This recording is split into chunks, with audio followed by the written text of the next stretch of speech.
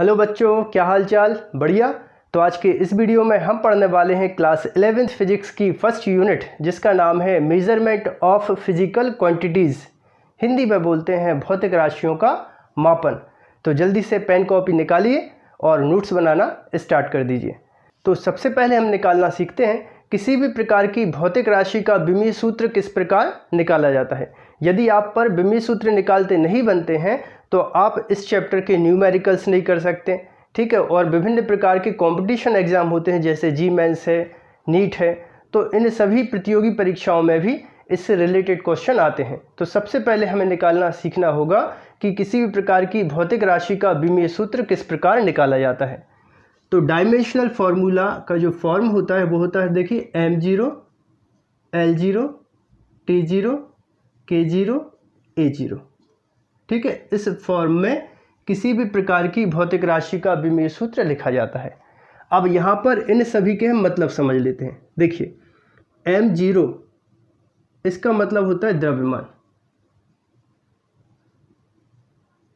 अब किसी प्रकार के सूत्र में द्रव्यमान जितने बार आता है, जैसे द्रव्यमान एक बार आया तो यहाँ पर 1 की घात लगा देंगे, द्रव्यमान 2 बार आएगा तो यहाँ पर 2 की घात लगा देंगे। मतलब यह है कि सूत्र में द्रव्यमान जितने बार भी आता है तो m लिखकर उतने की घात लगा देते हैं। अगला देखिए, लंबाई l0, l का मतलब होता है लेंथ। सो लंबाई, चौड़ाई, ऊंचाई, गहराई, चाप, त्रिज्या, व्यास, विस्थापन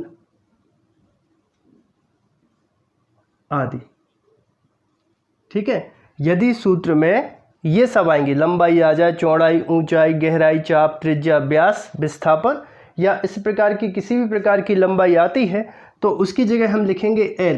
और जितने बार आए, जैसे लंबाई और चौड़ाई आ गई तो यहाँ पर कितने की घात लगा देंगे हम? 2 की घात लगा देंगे।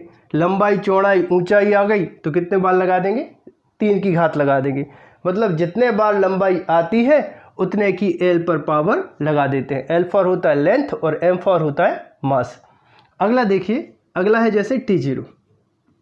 तो t का मतलब होता है समय या टाइम। अब टाइम जितने बार आ जाए, टाइम 2 बार आए तो 2 की पावर लगा देना, 3 की आए तो 3 की घात लगा देना, समय 4 बार आए तो 4 की पावर लगा देंगे, समय नहीं है तो लगा देते हैं t0। अब देखिए अगला कितना है, k0। तो k का मतलब होता है तापमान, यहाँ पर तापमान, ठीक है। वही बात, तापमान जितने बार आएगा भौतिक राशि में तो उतने की इस पर पावर लगा देंगे। तापमान नहीं है तो k पर 0। अगला देखिए a0। तो a0 का मतलब होता है यहाँ पे विद्युत धारा। विद्युत धारा, सूत्र में जितने बार विद्युत धारा आएगी तो उतने की पावर इस पे लगा देंगे। विद्युत धारा नहीं है तो a0। वैसे 11th क्लास में जो फॉर्मूला बनेगा वो m0 l0 t0, जितने पद हैं उतनों को आप लिख सकते हैं, बाकी को आप छोड़ सकते हैं। तो शुरुआत करें। तो चलिए सबसे पहले हम देख लेते हैं, जैसे क्षेत्रफल निकालते हैं। पहला सूत्र, क्षेत्रफल का हमें जैसे विमीय सूत्र निकालना है तो क्षेत्रफल बराबर होता है लंबाई गुणित होगा चौड़ाई। तो देखिए लिखने का हमने तरीका बताया था, लंबाई, तो लंबाई के लिए क्या लिखते हैं? l, तो यहाँ पर लिख देते हैं l। और चौड़ाई के लिए भी क्या लिखते हैं? l, तो l और इंटू कितना हो जाएगा? l। तो यहाँ पर l 1 है और l 1 है तो l हो जाएगा स्क्वायर। अब इसको हमें विमीय सूत्र फॉर्म में लिखना है तो इसको लिखेंगे m0, क्योंकि m है नहीं क्षेत्रफल में, m0, l कितने बार है? 2 बार, और t0। तो इस तरह से क्षेत्रफल का जो विमीय सूत्र बना वो क्या बना? m0 l² t0। अब देखिए, जैसे हमें आयतन का विमीय सूत्र बनाना है तो आयतन बराबर क्या होगा? आयतन बराबर लंबाई गुणित चौड़ाई गुणित ऊंचाई, ये इसका सूत्र हो गया। तो लंबाई के लिए हम क्या लिखेंगे, लंबाई के लिए L, चौड़ाई के लिए L, ऊंचाई के लिए L। तो कितने L हो गए, 3। अब आयतन में द्रव्यमान तो है नहीं, तो इसके लिए लिखा m0। आयतन में लंबाई कितने बार आई, 3 बार, तो L3। अब समय भी नहीं है आयतन में, तो T0। तो इस तरह से आयतन का विमित सूत्र बना m0 L3 T0। आयतन के बाद जैसे हम निकालें घनत्व का, तो घनत्व बराबर क्या होता है, द्रव्यमान और बटे होता है आयतन। तो अब द्रव्यमान के लिए क्या लिखें, द्रव्यमान के लिए लिखते हैं m, तो m लिख दिया। अब देखिए आयतन है, तो आयतन का सूत्र क्या होता है, L3, तो ये लिख दिया। अब यहाँ से L3 को जब हम ऊपर लेके जाएंगे तो इस पर जो भी पावर होती है उसका चिन्ह बदल जाता है। जैसे प्लस L3 है तो ऊपर जाके माइनस L3 हो जाएगा। देखिए कैसे, m और L⁻⁴ हो जाएगा -3। अब घनत्व में समय तो है नहीं, तो समय पे क्या आ जाएगा, T0। और इस तरह से इसका ब्रैकेट लगा दीजिए, ब्रैकेट जरूर लगाया कीजिए।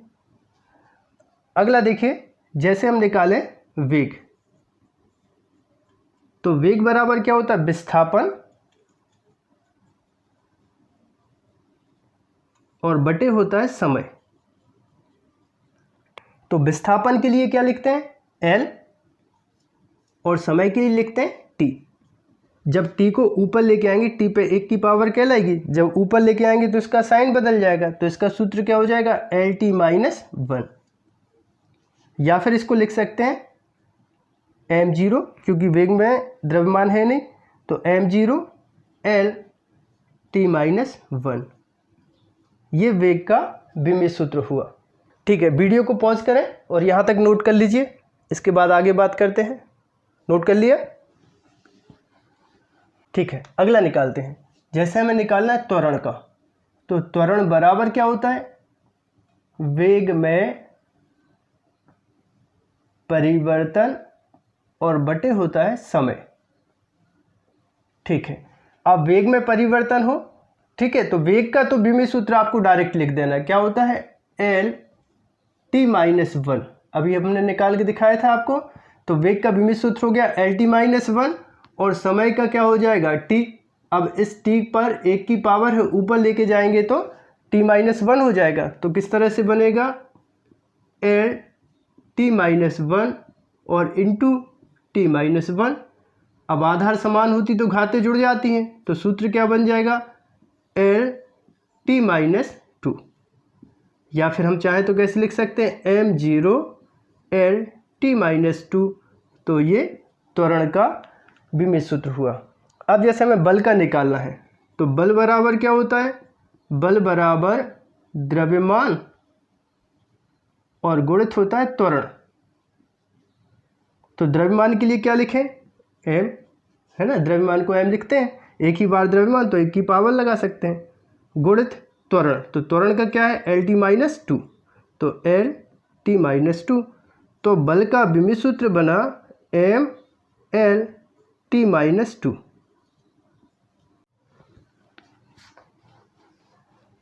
ठीक है, अब जैसे कार्य का निकालना है, तो कार्य बराबर क्या होता है, कार्य बराबर बल गुणित होता है विस्थापन। अब इसका विमित सूत्र निकाल के बताइए, ठीक है, कमेंट कर आप बताइए इस पे बन रहा है कि नहीं। ठीक है, अब देखें बल का क्या होता है, बल का होता है mL⁻⁻2 और विस्थापन की जगह क्या लिखते हैं, L। तो ये L हो गया। अब कितने L हो गए, एक L ये है और एक L ये है। तो इसका जो सूत्र बनेगा कार्य का, mL2T-2। तो इस तरह से कार्य का विमित सूत्र बना mL2T-2। अच्छा, ऊर्जा का निकालिए। ऊर्जा बराबर क्या होता है, कार्य करने की क्षमता को ऊर्जा कहते हैं। ठीक है, कार्य करने की क्षमता को ऊर्जा कहते हैं। क्या मतलब हुआ इसका? जो कार्य का विमेय सूत्र होगा वो ऊर्जा का भी होगा। तो ऊर्जा का विमेय सूत्र क्या हुआ? ml2 T-2। ठीक है, तो कार्य, ऊर्जा और ऊष्मा तीनों का विमेय सूत्र एक होता है। ऊष्मा का भी सूत्र क्या होता है? ml2 T-2। ठीक है, तो आप याद रख लीजिए, कार्य, ऊर्जा और ऊष्मा तीनों का विमेय सूत्र होता है ml2 T-2। अगला देखिए शक्ति का। शक्ति बराबर क्या होता है? कार्य और बटे होता है समय। तो कार्य का विमेय सूत्र तो अभी हमने निकाला था, क्या लिख दें? ml2 T-2। ये कार्य का, बटे कितना होता है? समय को ऊपर लेके गए तो माइनस की पावर हो जाएगी, टी के ऊपर ये जो 1 की पावर लगी है ऊपर आके क्या की हो जाएगी? माइनस की। तब इसको हम लिख पाएंगे ml2 T-2 और इंटू T-1।